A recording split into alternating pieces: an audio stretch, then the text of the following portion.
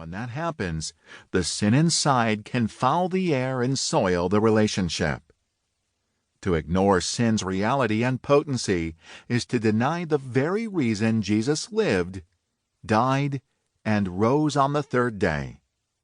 So I wrote, "When sinners say, 'I do,' WSSID, to help couples, engaged, newlywed, or in crisis, to understand that when sin becomes bitter, Christ becomes sweet.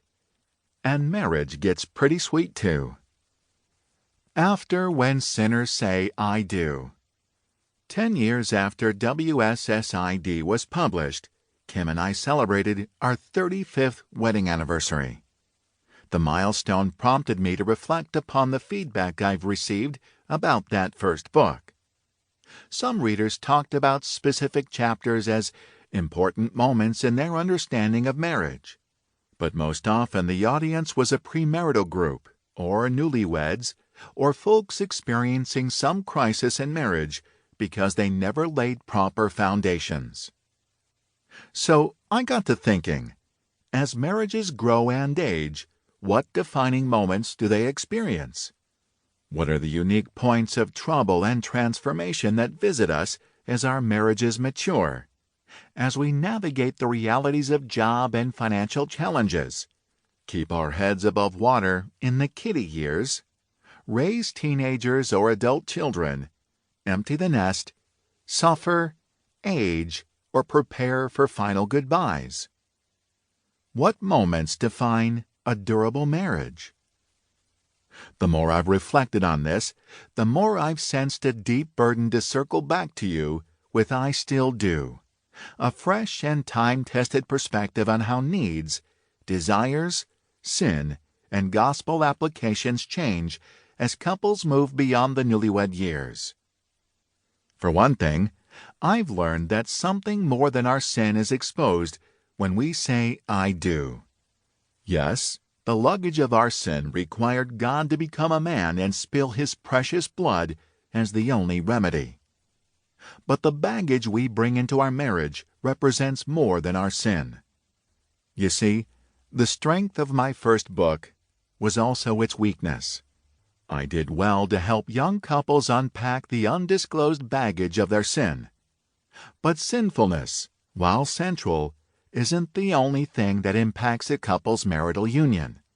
As Kim and I stacked up more and more anniversaries, we began to see these other influences, factors that could not readily be ascribed to our sinful hearts.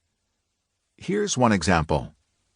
Expressing emotion has never come easy for me. I'm not talking here about the typical guy thing, though it's true that some men would rather be dragged naked across broken glass than appear to be weak or macho-light. No, my lack of emotion is much worse. It's something more primal, more visceral.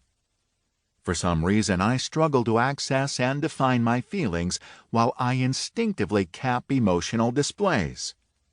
When I came into marriage, I thought denying my emotions was a good thing and conveying them was bad. Ladies, how would you like to be married to a piece of work like that? Where did my avoidance of emotions come from? Was it a maneuver of my active, sinful heart I developed to avoid repenting from selfishness? Maybe. But assuming my avoidance of emotions was the result of sin didn't bottom it out for me. I needed to get in touch with a part of myself that seemed genetically coded in my constitution. I explored and confessed my control issues, but my feelings remained concealed, floating out of reach behind an impenetrable fog. How could Kim possibly feel treasured unless light pierced my emotional darkness? And if my visceral reaction to emotional displays wasn't just a result of willful sin, what could it be? My thoughts moved from my heart to my childhood home. She married a Harvey. My dad was a steelworker, just like his father before him. He was also a veteran of the Korean War, and he grew up in a home where he never knew.